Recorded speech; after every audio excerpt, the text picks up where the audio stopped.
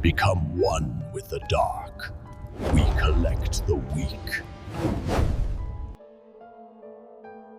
The cabin air was thick with the scent of pine smoke and fresh brewed coffee.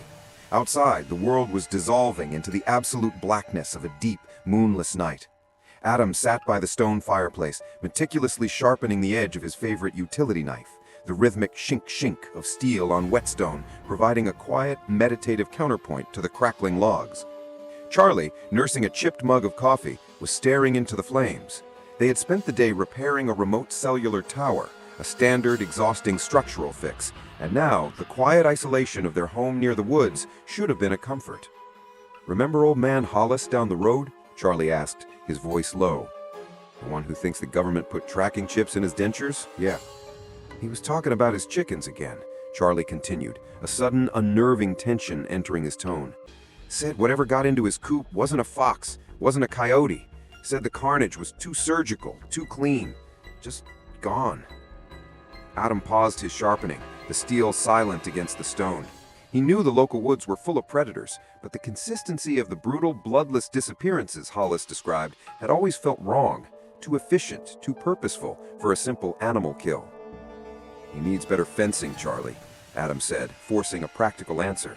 But the quiet dread of the conversation had already poisoned the peace. The silence that followed was immense, heavy with the weight of the woods pressing in on the cabin. The soft crackle of the fire seemed loud, almost fragile. Then the silence was shattered. It came from the heart of the jungle, a sound so immediate, so vast, and so utterly terrifying that it felt less like a noise than more like a physical blow. It was not the bark of a bear, the howl of a wolf, or the screech of a mountain cat. It was a deep, guttural, deafening roar, a sound of raw, unimaginable power and violent, conscious fury. The sound vibrated the very glass in the cabin windows and seemed to shake the foundation of the house. The roar was abruptly cut off, replaced by an even chilling, heavy silence. Adam and Charlie were on their feet instantly, their coffee mugs clattering forgotten to the stone hearth. Adrenaline surged through Adam's veins, sharp and cold. This was no animal. This was the terrifying, unfixable structural failure of the natural world itself. "Get the 12 gauge, Adam commanded, his voice sharp and low. He snatched the heavy-duty utility axe mounted on the wall. Charlie, pale but moving with adrenaline-fueled speed, raced toward the heavy steel security locker hidden beneath the counter. The immediate violent threat demanded an immediate violent response. They didn't need proof of its nature. They needed defense against its power. The roar erupted again, closer this time, tearing through the woods with an overwhelming force that confirmed the entity was moving toward the cabin. "Front door! Barricade it now!" Adam yelled, shoving the heavy, solid oak dining table against the main entry. He knew that whatever was out there, the integrity of their survival depended entirely on the structural strength of the walls they had built. Charlie slammed the heavy steel locker door shut and emerged, his face a mask of terror and fierce determination, cradling the pump-action shotgun. They were seconds too late. The third, monstrous roar erupted right outside the porch, a sound so vast and close it felt like the air itself was tearing apart. The house shrieked in protest. With a splintering, terrifying crack, the sound of wood giving way under impossible, concentrated pressure, the entire oak front door, along with the heavy table used as a barricade, was violently destroyed. The debris exploded inward, showering the living room with jagged splinters and shattered furniture. The wind and cold rushed in, but they brought with them a far greater horror. The creature stood framed in the gaping, jagged hole where the doorway had been. It was colossal, at least 10 feet tall and completely unlike any predator Adam had ever conceived. Its body was a mass of powerful, thick muscle, covered in a smooth, oily hide the color of obsidian. It balanced awkwardly on 4 limbs, but was rising, capable of standing entirely on its 2 massive clawed rear legs. The most terrifying feature was its light. It glowed bioluminescently, emitting a faint, sickly yellow glow that pulsed gently, illuminating the ruin of the room. Its massive head was vaguely reptilian, dominated by large, black, featureless eyes, and thick, viscous liquid dripped constantly from its massive fanged maw. This was not a structural failure Adam could catalog. This was an entirely new, unfixable variable. Adam reacted instantly, raising the shotgun. The creature was too large, too immediate, too real to hesitate. 2 shots thundered through the small cabin, the sound deafening and sharp. The heavy buckshot struck the monster directly in the chest. The creature barely reacted. It let out a high, terrible, non-vocal squall, a sound of immense pain and fury, and staggered backward a single, clumsy step, scattering shattered wood with its movement. The bioluminescent light momentarily dimmed and flared violently, but the buckshot had done no visible damage to its massive form. Enraged by the minor sting, the creature lowered its monstrous head.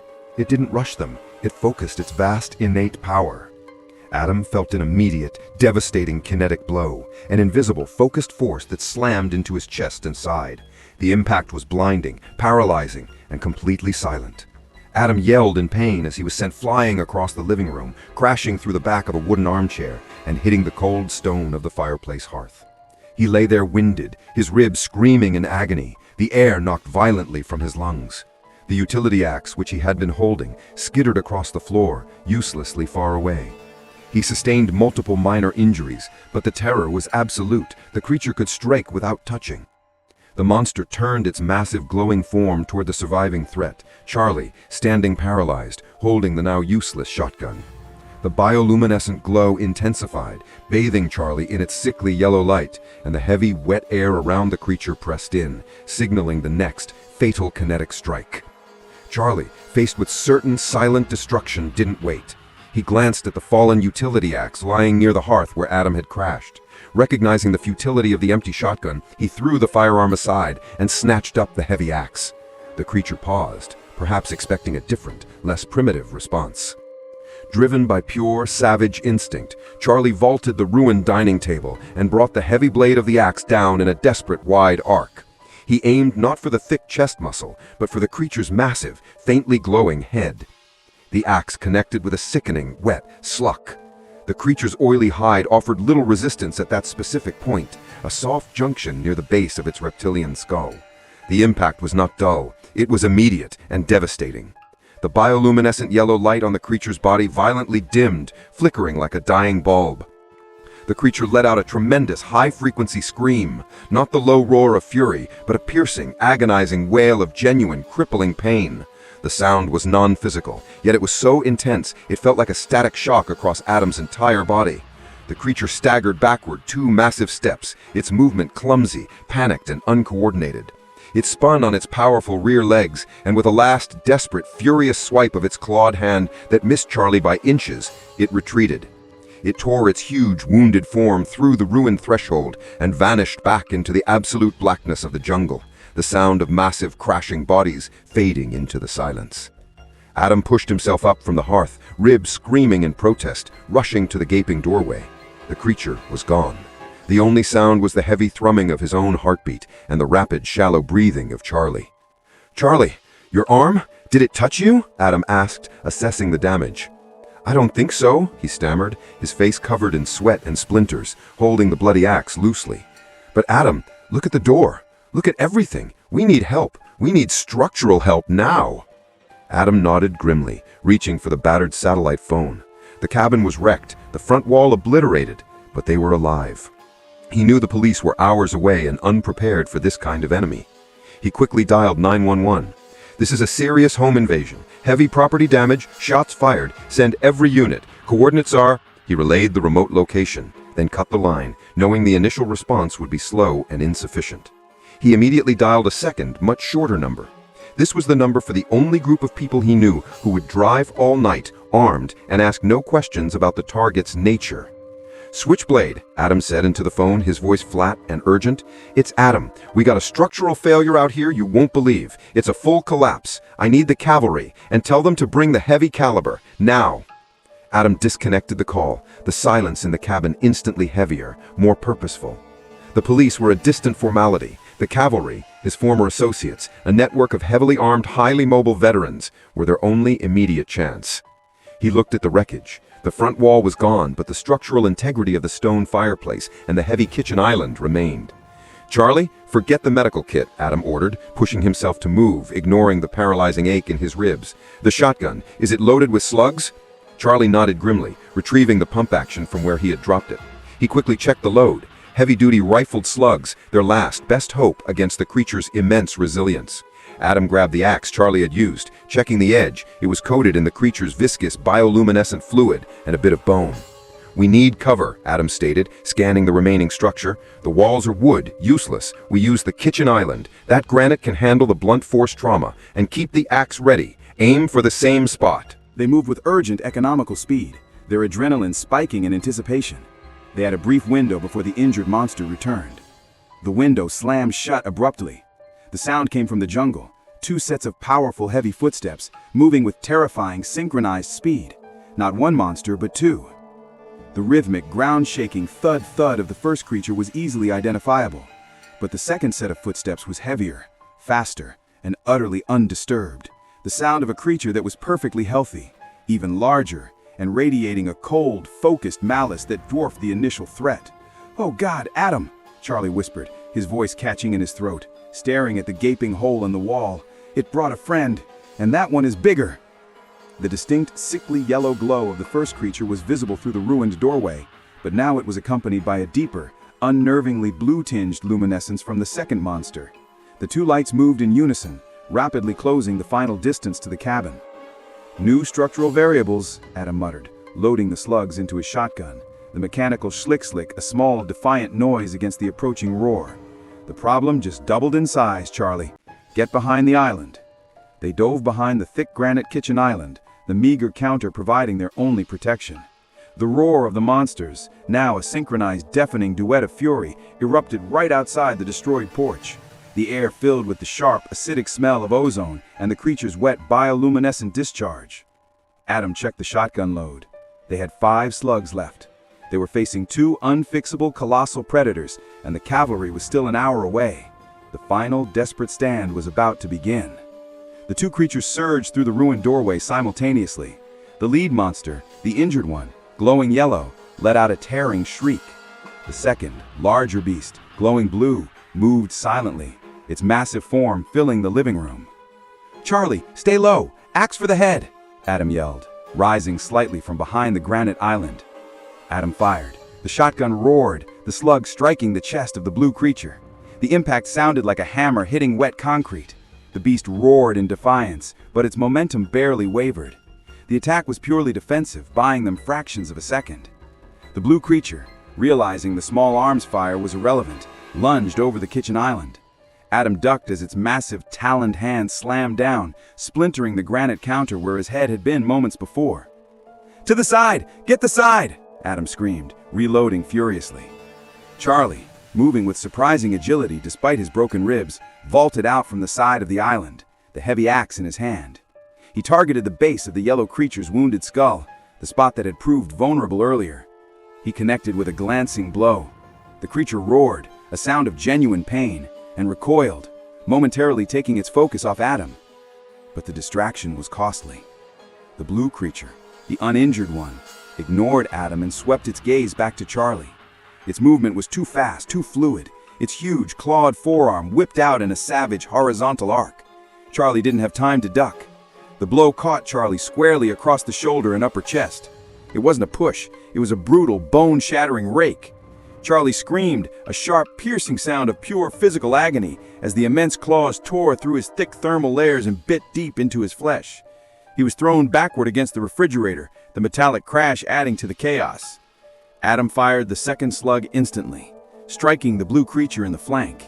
The monster didn't stop its attack, it merely staggered, the bioluminescent blue light on its body pulsating violently. It seized Charlie's severely wounded shoulder in its massive maw. "No!"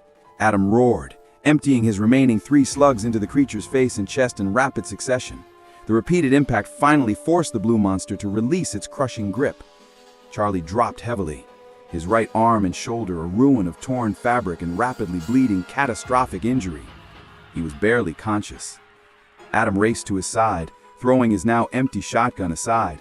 He grabbed Charlie by the collar and dragged his semi-conscious friend backward, pulling them both behind the remaining heavy oak buffet, their last piece of solid cover. The creatures, momentarily stunned by the concentrated fire, regrouped. They stood snarling, their luminous forms pulsating violently, their collective roar shaking the cabin. Adam checked Charlie's wound. The trauma was severe. They had lost their primary defense, their main weapon, and their best fighter. They were pinned down, defeated, and the cavalry was still minutes away. The blue, uninjured creature raised its massive taloned hand, preparing the final, decisive kinetic strike. Adam shoved Charlie further under the oak buffet, knowing he couldn't survive the blow. He reached for the heavy pry bar, a final, desperate, futile attempt at defense. Just as the blue creature began its lunge, the silence of the remote jungle was shattered. It wasn't the sound of a police siren. It was the deep, resonant, absolutely unmistakable roar of multiple high-displacement motorcycle engines. The noise, a brutal, welcomed symphony of internal combustion, erupted into the clearing, rapidly approaching the cabin. The sound spoke of massive speed, heavy machinery, and utterly uncompromising intent. "The cavalry," Adam whispered, a raw, desperate relief flooding his system. The two monsters froze. Their attention, so singularly focused on the destruction inside the cabin, was instantly diverted to the unprecedented external threat. Their enormous heads swiveled toward the ruined doorway, their bioluminescent glow momentarily dimming in confusion. The first group of figures burst through the gaping hole where the front door used to be. They were loud, heavily leathered, and armed. Switchblade, a massive man whose face was a patchwork of scars and fierce determination, led the charge, flanked by three others: Razor, Ghost, and Vixen. They were Adam's old network, the only people insane enough to answer a code word about a structural failure with full combat readiness. "Targets acquired! Fire! Keep it low!" Switchblade roared, not asking questions, only reacting to the immediate threat of the colossal glowing monsters.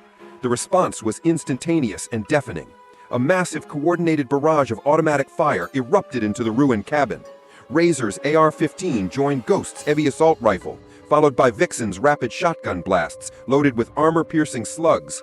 The concentrated firepower was staggering, a wall of kinetic energy directed at the base of the creature's torsos. The monsters were momentarily paralyzed by the shock of the intense, focused attack. The massive 7.62mm and 5.56mm rounds hammered the creature's smooth, oily hides. The bioluminescent light on both the yellow and the blue beasts flickered violently, and they let out a unified shriek of blinding pain and fury, a sound of structural overload. The ground shook as the massive creature stumbled backward, their coordinated attack instantly dissolving into panicked defense. The power dynamic had shifted entirely. They were no longer hunters, they were targets. The ground shook as the massive creature stumbled backward, their luminous forms pulsing violently under the relentless barrage of fire. They were no longer hunters, they were targets. The heavy, focused fire was relentless, driving the colossal beasts back toward the darkness they had emerged from. Switchblade, his face grim and covered in sweat, commanded the assault. "Keep the pressure, hit the same spot, go for the knees!" The heavy caliber rounds, 7.62, and armor-piercing slugs slammed into the creature's thick legs and flanks. The monster shrieked, their roar of fury now laced with agonizing pain. The blue creature, the larger, uninjured one, was reacting worse, its movement slowing, its massive bulk staggering. The firepower was disrupting its structural cohesion. From behind the buffet, Adam watched the miraculous reversal of fate, the sight of the monstrous bioluminescent forms collapsing under the sheer, organized force of human weaponry was almost surreal. The yellow creature, already wounded by Charlie's axe, finally reached its limit. It let out a final tearing, high-pitched squall, a sound of immense spiritual violation and physical pain.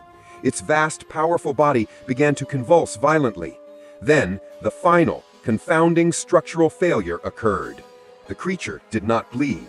Instead, its smooth, oily hide began to steam and buckle. Its massive bioluminescent form collapsed inward, rapidly dissolving. Within seconds, the colossal beast transformed entirely, dissolving into a towering column of swirling black smoke and fine, dry ash. The cloud filled the room, the scent of ozone and burnt earth choking the air, before being sucked outward through the gaping hole of the front doorway. The creature was gone, leaving behind no body, no carcass, only the residue of its destruction. "The hell was that?" Ghost yelled over the continuous ringing in the cabin, momentarily ceasing fire. "It just vanished!" "Hit the blue one! Don't let it breathe!" Adam screamed, knowing the enemy had found its escape vector. The remaining blue creature, witnessing its partner's disintegration, let out a final defiant roar, a sound laced with profound defeat and fury. It turned its huge bulk toward the woods, attempting to flee, but the concentrated, unforgiving fire from Switchblade and Razor was too intense. The blue creature staggered, its movements becoming clumsy and desperate. Its body also began to rapidly blacken and disintegrate. With a final terrifying gurgle, it dissolved into a second, massive cloud of swirling cold black ash, vanishing into the night air. The sudden silence in the cabin was immense, punctuated only by the heavy breathing of the bikers and the clicking of hot rifle barrels. The terrifying structural variable had been neutralized, leaving behind only the ash, the splinters, and the carnage of the shattered cabin. In the distance, the faint, high-pitched wail of police sirens finally began to penetrate the cold night air, growing rapidly louder. The problem was fixed, but the explanation had just become impossible. The overwhelming stench of gunpowder and ozone was quickly joined by the sterile, intrusive smell of police presence. The distant sirens had become a localized roar, and within minutes, the clearing was flooded with flashing blue and red lights. Detective Reyes, the same skeptical detective from the motel incident, surveyed the catastrophic damage, the obliterated front of the cabin, the ash residue, the thousands of shell casings, and the armed bikers standing guard. Her confusion was absolute. "Where are the bodies, Adam?" Reyes demanded, pointing at the vast, empty piles of black ash. "Where are the home invaders? We heard heavy automatic fire." Adam, his ribs screaming with every breath, was being tended to by a paramedic who was struggling to stabilize the bleed from his side. "They vanished, Detective," Adam rasped, pulling his shirt away to show the deep, contused marks from the kinetic blows. "They disintegrated into ash. They weren't men.